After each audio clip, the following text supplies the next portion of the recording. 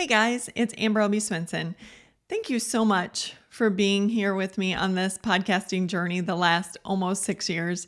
It's been an absolute privilege and an honor to serve you in this way.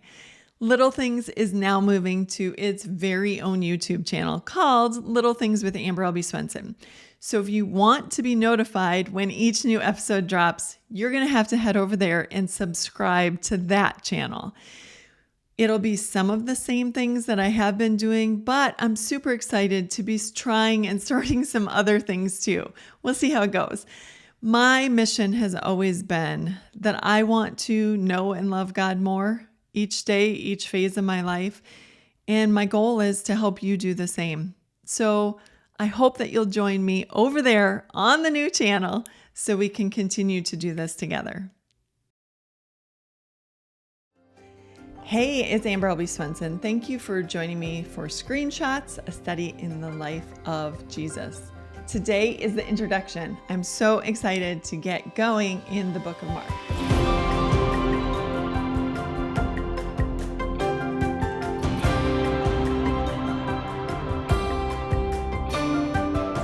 So here's what you need to know. There are 4 Gospels.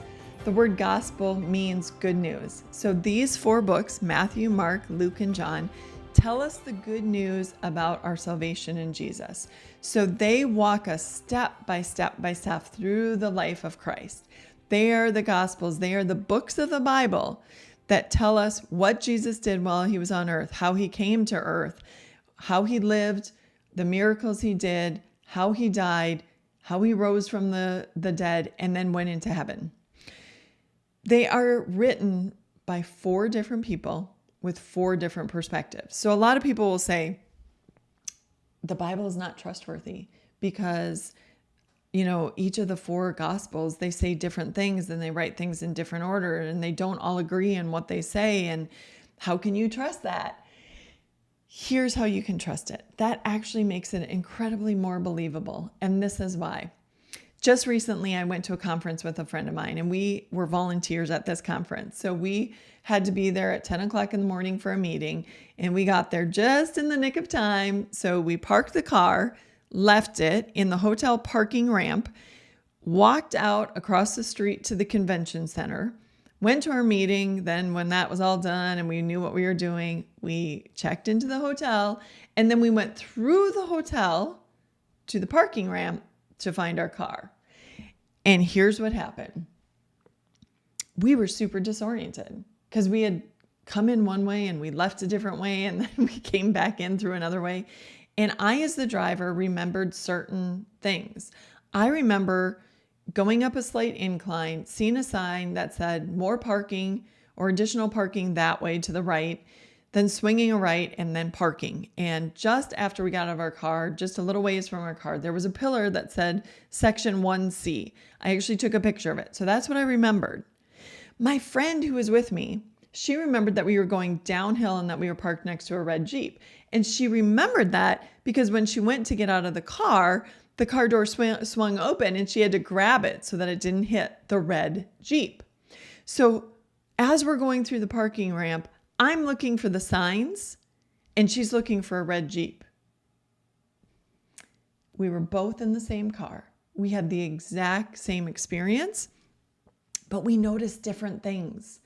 And that's how life is. That's real life. That's what these men wrote, and that's what they wrote about. They wrote about the experiences that they heard about or they witnessed themselves. And every person is going to pick up different details. So Matthew was one of Jesus' 12 disciples. He was the tax collector. He wrote to the Jews.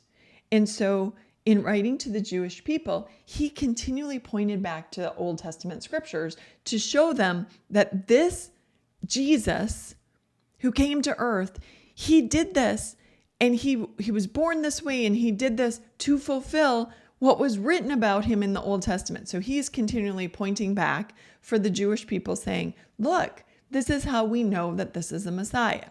We're going to come back to Mark in a minute. Luke was a doctor. He was a Gentile. And he was not one of the 12 apostles. He was not one of the ones who was following Jesus during his ministry. But when he became a believer, he took it upon himself to do this investigative journalism. So he went and he interviewed eyewitnesses, he talked to them, he found out what was going on. And after he had done all this investigation, he wrote down everything that he found out. So thorough investigation, wrote it down from eyewitnesses. John was one of Jesus' 3 inner circle disciples, Peter, James, and John. So he was privy to some experiences that the other disciples didn't have. And he wrote much later than the other 3 books were written. So the first 3 books were written shortly after Jesus died, but the book of John was written much later, just before John died, or years after the others had already been written. And John already knew about the 3 other books. So he didn't have to write down all the other things that the others wrote about. He sort of just filled in the gaps, the things that other people didn't say. And then he also spent an enormous amount of time talking about Jesus and what he said in the days and hours before his death.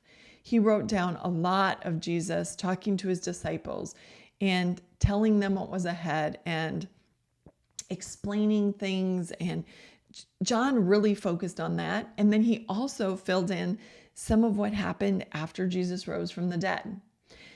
Mark, the book of Mark, was written by a man named John Mark. Now, his first name, John, was a Jewish name because his mother's name was Mary. She was a Jew. His dad was Roman. And so Mark was his Greek or his Roman name. And he wrote it from the perspective of the Apostle Peter. Again, one of the 3 inner circle disciples. How did Mark get Peter's perspective? Okay, interestingly enough. So what we know about Mark is that his mom had a house in Jerusalem, his parents supposedly, where the early Christian church met. So we see in the book of Acts, in Acts 12, when Peter's in prison, the church is praying at Mary's house for Peter's release. And I hate to break the news to you if you haven't read the story yet, but he was released. An angel released him, and Peter came to this house and let them know that he was free. So we see that John Mark's mom was a follower of Christ, was a believer. The early Christian church met at her house.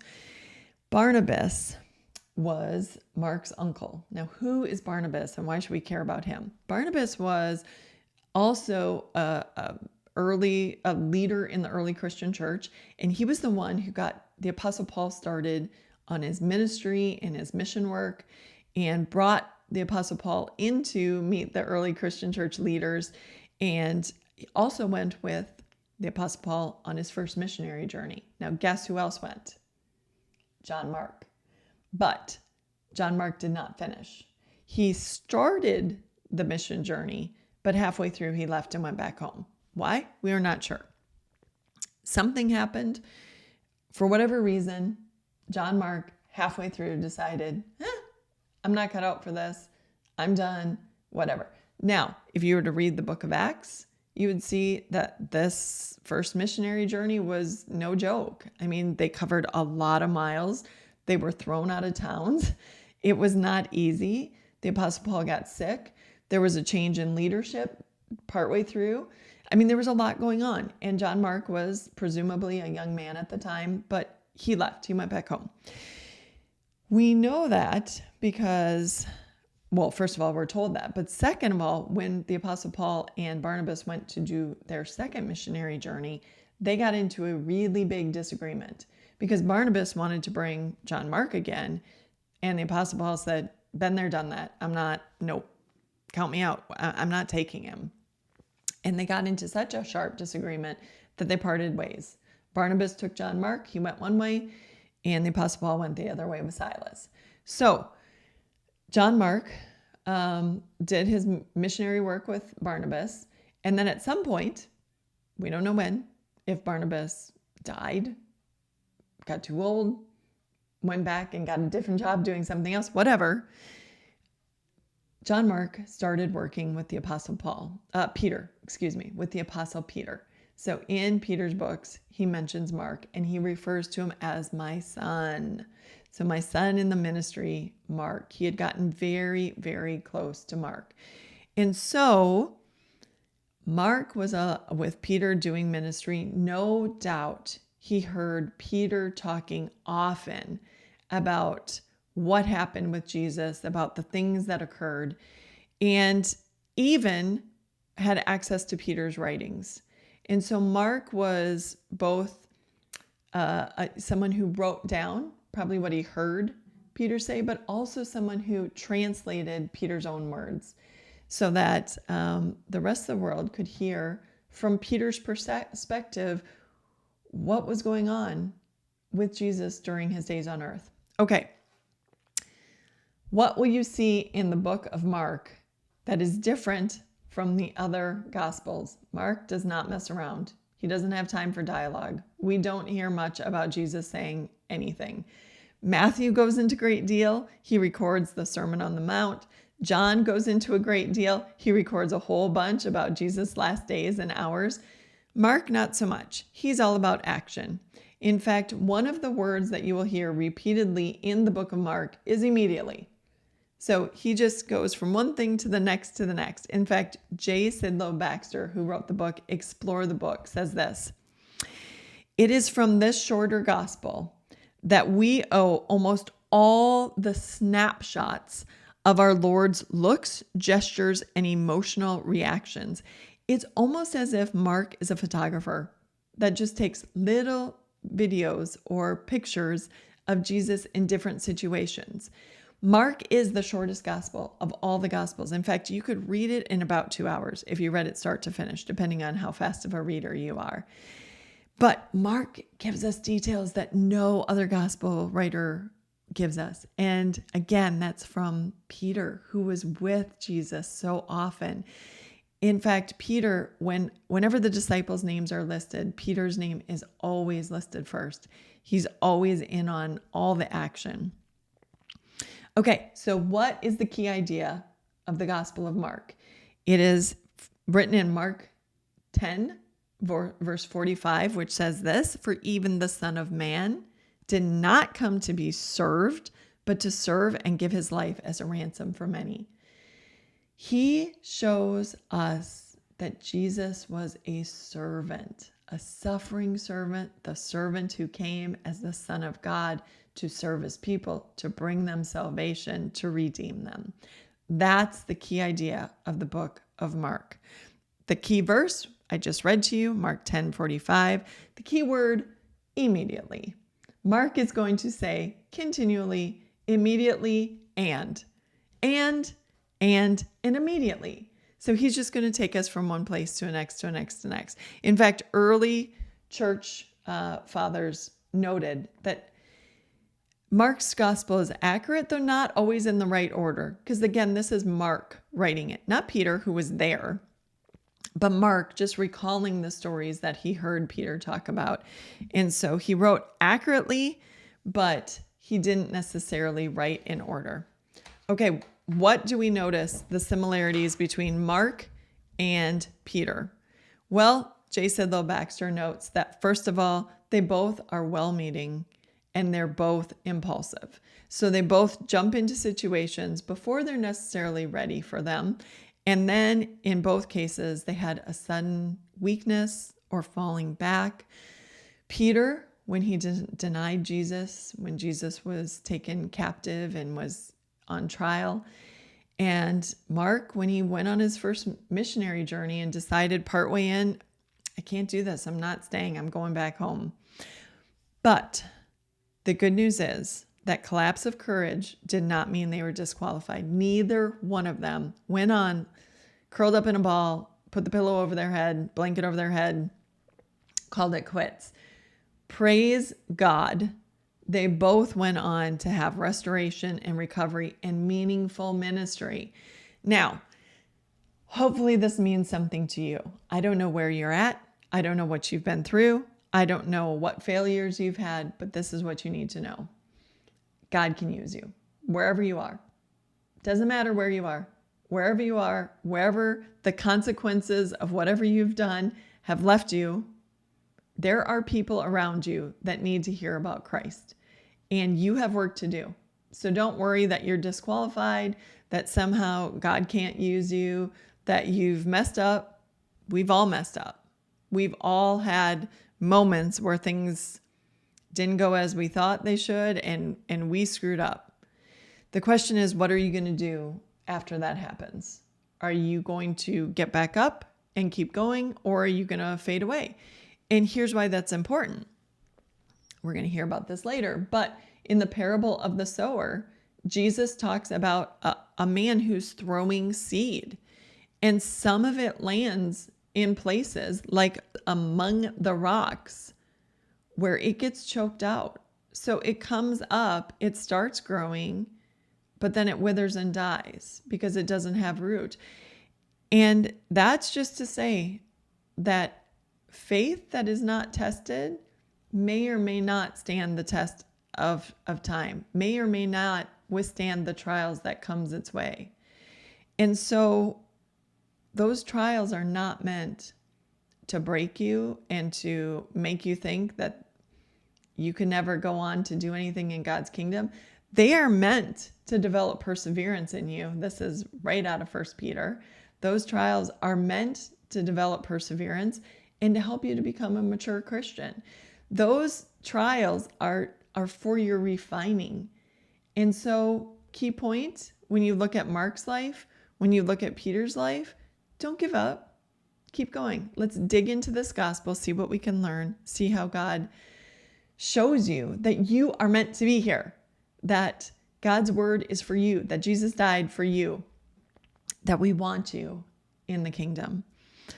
Okay, all of that is to say that as we start the book of Mark, be ready to go quickly.